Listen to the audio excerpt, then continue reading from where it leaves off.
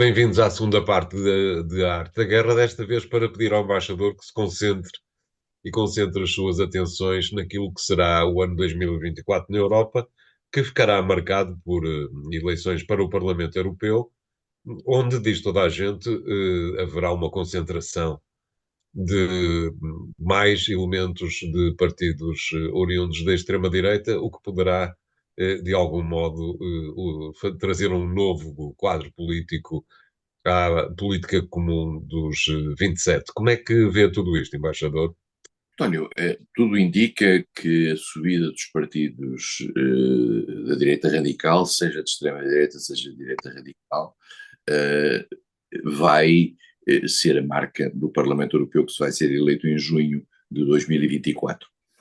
Depois temos que olhar para aquilo que são as consequências disso nas políticas europeias, porque elas não são muito óbvias, isto é, se nós olharmos para aquilo que é o partido Fidesz na Hungria, que tem uma posição profundamente contra a guerra da Ucrânia, e se olharmos para os partidos de extrema-direita italiana, o Fratelli d'Italia, ou a Liga, que tem posições que, no fundo, confortam a continuidade do apoio à Ucrânia, nós percebemos que a extrema-direita, conjunto, na sua soma, não significa necessariamente a mesma coisa.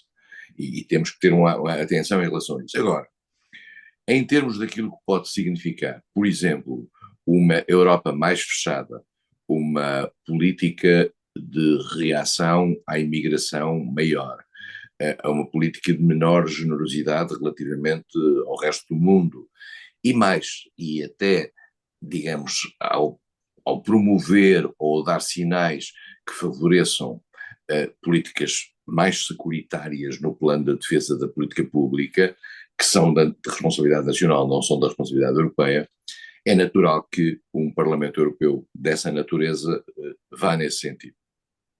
Por outro lado, também temos que perceber uma coisa. O Parlamento Europeu é um órgão que tem vindo a ganhar poder na estrela, digamos, das estruturas europeias, particularmente nos últimos anos, em que o papel da Presidente da Comissão Europeia, Ursula von der Leyen, se tem mostrado, digamos, a cara da Europa, contrariamente àquilo que os próprios tratados dizem. Um Parlamento Europeu tem hoje mais poderes, em particular no chamado processo de codecisão, o decisão com o Conselho de Ministros da União Europeia. E esses poderes têm vindo a ser alargados, todos os tratados europeus lhe deram mais poderes. Isso também fará com que o Parlamento Europeu, ou digamos a resultante final dentro do Parlamento Europeu, defina muito aquilo que é a legislação europeia e aquilo que é o processo legislativo que é proposto pela Comissão em Bruxelas, decidido pelos ministros e aprovado ou não por parte do Parlamento. Isso faz com que nós possamos ter um Parlamento diferente e, ou mais do que isso, até podemos ter um Parlamento cada vez europeu, cada vez menos europeu. Porque a sensação que há é que muitos dos partidos de extrema-direita ou direita radical, eu distingo a extrema-direita da direita radical, e vou dizer aqui uma coisa que eu sei que muitas das pessoas que nos estão a ouvir não gostam de ouvir, que é a extrema-direita em Portugal é o Chega, a direita radical é a Iniciativa Liberal. Para mim, esta é a minha leitura. E este modelo de partidos que está na Europa e que acontece em vários países, este modelo de partidos tem uma atitude de grande reticência europeia, muitas vezes, e isso ligado à extrema-esquerda, dentro do Parlamento Europeu. E partidos tipo Bloco de Esquerda, tipo Partido Comunista Português, que existem em vários países,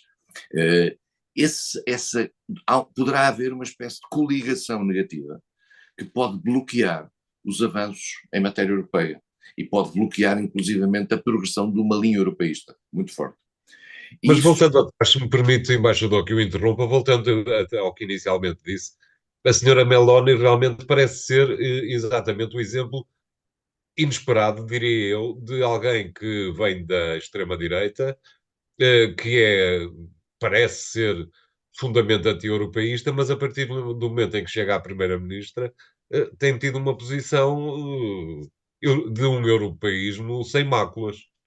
António, porque a senhora Meloni sabia que estava debaixo de fogo quando chegou relativamente à política migratória. Era esse o problema que a Europa olhava para ela. A Itália, por uma determinante natureza geográfica, é, digamos, o país mais na primeira linha daquilo que são os fluxos migratórios que vêm do norte da África. certo. E foi e a senhora Meloni, como aliás a Liga Itália, a Liga Norte, como aliás o partido de Berlusconi, a Forza Itália, do falecido Berlusconi, esses três partidos estavam marcados fortissimamente pela sua política migratória. Ora, a maneira que a senhora Meloni, inteligente, como ela conseguiu dar a volta a esse, no fundo, cerco, foi mostrar que, afinal, estava de acordo ou estava próxima daquilo que era uma grande preocupação neste momento que atravessava a Europa, que era o apoio à Ucrânia e a ligação aos Estados Unidos. E a senhora Meloni foi uma surpresa para toda a gente e tem sobrevivido por cima das águas ao longo deste tempo, porque naquilo que tem sido essencial para a Europa e que a Europa considera vital, que é a questão da Ucrânia, a senhora Meloni tem se portado nos eixos, como se costuma dizer. O que não significa que em todo o resto das políticas a senhora Meloni não esteja preparada, particularmente se for confortada com uma maioria que venha aí nas eleições para o Parlamento Europeu em junho de 24, de não esteja preparada para ter posturas muito anti-europeias. Portanto, é por isso que eu estava a dizer, a extrema-direita é moldável às várias questões que estão no espectro internacional, porque ela própria tem que sobreviver. Nós não podemos confundir, por exemplo, mesmo a questão, António, que nós tínhamos no passado com o governo anterior da Polónia. O governo do PiS na Polónia era um governo fortemente pró-Ucrânia, embora tivesse as suas conflitualidades, mas era fortemente anti-Rússia no quadro ucraniano. Ora bem, ao lado temos um governo de tentações autoritárias, como é o governo do Fidesz na Hungria, do Sr. Orbán, que é anti-Ucrânia. E agora foi eleito um governo na Eslováquia, do Sr. Fico, que também é anti-Ucrânia. Há aqui mudanças várias que têm a ver também com uma coisa que nós às vezes esquecemos muito quando estamos a analisar a Europa, é que nós somos 27 países. Nós somos 27 países com constituições diferentes, com uma agenda de preocupações diferentes, com agendas de interesses que nem sempre são coincidentes. E por isso mesmo, cada país, cada votante ali está a eleger um governo, e é esse governo que no fundo, responde perante os seus eleitores. E responde em função das preocupações nacionais. E elas não são as mesmas em Portugal ou na Estónia. E por isso mesmo, a Europa tem, por um lado, esta diversidade, que é, no fundo, também a sua grande debilidade. Exato. É uma boa altura para lhe perguntar, embaixador, se acha que 2024 ficará marcado pela abertura da União Europeia aos Balcãs Ocidentais. No plano formal, sim, mas nós sabemos o que é que significa um alargamento da União Europeia. Nós estivemos envolvidos nisso, eu pessoalmente estive envolvido nos alargamentos, neste grande alargamento que foi aos 12 países que entraram, já depois de terem entrado os países neutrais, Áustria, Finlândia e Suécia, e vamos ter seguramente, até como gesto de natureza política, o início das negociações para o alargamento aos países balcânicos. Eles não são, vamos ser claros, eles não são uma preocupação sob o ponto de vista financeiro para a União Europeia. A entrada da Macedónia, ou a entrada da Albânia, ou a entrada até da Bósnia-Herzegovina e mais tarde da Sérvia, onde estão a ocorrer coisas que nós vamos seguramente ouvir falar em 2024. Estes países, para além da questão da Ucrânia, naturalmente, não são países cujo impacto financeiro no alargamento seja grande. Só que o alargamento, a entrada de um país para a União Europeia não é a entrada de uma pessoa para um clube que se inscreve e está lá dentro. Não. Há um conjunto de procedimentos fundamentais para que esses países estejam no chamado Clube União Europeia, que significa a sua capacidade de levar à prática o conjunto de legislação que a União Europeia impõe. Impõe porque é esse o consenso geral, são as regras do clube, no fundo é o regulamento do clube. E isso é muito complicado para muitos países, porque isso significa quase rever a legislação nacional e mais do que isso, ter capacidade de implementar a nova legislação introduzida. Isso é o que torna as coisas complicadas, e torna as coisas complicadas em particular para os grandes países que procuram entrar para a União Europeia. Eu lembro-me sempre que em dezembro de 1999 eu estive no relançamento do início das negociações com a Turquia para a União Europeia. Foi uma reunião em Helsínquia no dia 10 de dezembro, 10, 12 de dezembro de 99, e nós começámos a renegociar com a Turquia a sua entrada para a União Europeia. Onde é que está a Turquia e a União Europeia hoje em dia? Nós temos que perceber que as coisas são, às vezes, são muito mais difíceis. Agora, o gesto que na altura se quis dar era o gesto de abraçar a Turquia, de trazer a Turquia. Agora, provavelmente, vai-se fazer em relação aos Balcãs Ocidentais mais ou menos o mesmo, mas aí também a diferenciação dos estádios de capacidade de aproximação é muito difícil. E não se esqueça que a União Europeia, além disso, deu dois sinais. Deu um sinal à Moldova e deu um sinal à Geórgia, que é um país já do Cáucaso. Já estamos neste momento a avançar para o Cáucaso.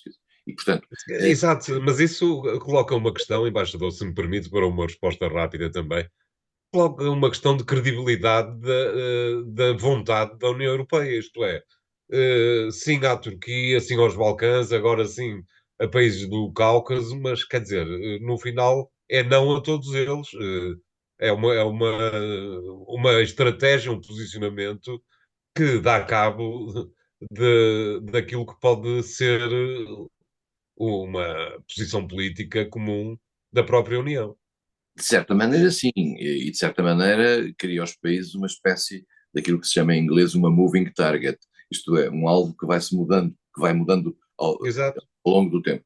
Mas de certa maneira também, porque ligados a estes esforços negociais estão ajudas de pré-adesão, ajudas financeiras de pré-adesão, e estão adaptações de natureza legislativa que quase sempre vão no bom sentido, que é o sentido da União Europeia. Vale a pena dizer que a maioria do desmantelamento de algumas legislações nacionais num sentido da União Europeia é quase sempre uma boa coisa, porque a União Europeia tem um produto legislativo de grande qualidade e que normalmente corresponde às sociedades desenvolvidas e a avanços quer no plano da proteção dos consumidores, quer no plano ambiental, quer numa multiplicidade de legislação que a União Europeia propõe. Isso significa também a melhoria dos países e a melhoria da vida nos países, se for ajudado com ajudas financeiras de pré-adesão, dão aos países a ideia de que estão no bom sentido. Só que, de facto, o António tem razão, se a expectativa não se concretizar, ou se não se entrar naqueles mecanismos como nós tivemos, de períodos transitórios em que determinada legislação não é cumprida e depois vai haver uma aproximação progressiva, os países sentem-se naturalmente um pouco enganados naquilo que é o seu empenhamento. E temos que perceber uma coisa, é que nesses países também há eleições. E, Exato. e, e esta atitude perante a União Europeia também vai variando em função dos governos que chegam ao poder e que dizem, mas então vocês fizeram isto e agora não conseguiram nada, e o que é que eu vou fazer a seguir? Tudo isto é um processo que tem a ver com esta realidade muito europeia, que é nós sermos, de facto, democracias e termos esta rotatividade que, no fundo, nos dá uma grande fragilidade, embora provavelmente nos dê alguma autoridade moral. Obrigado, embaixador. A segunda parte do programa fica por aqui. Voltamos já de seguida com novos temas, com um tema mais alargado geograficamente, o mesmo tema, dentro de instantes. Obrigado, até lá.